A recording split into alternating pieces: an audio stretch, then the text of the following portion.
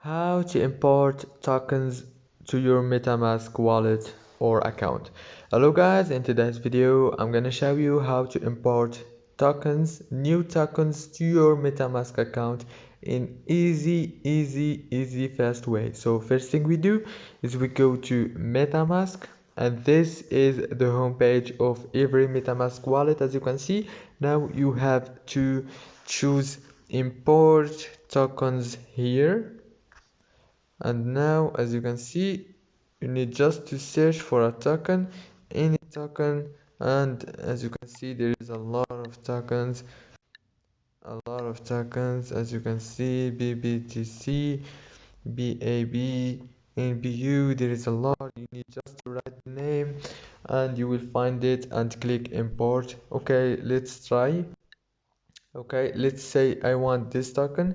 You need just to click on it and click import, and here you go, it's added to your wallet. And that's it for today's video guys. Don't forget to like and subscribe.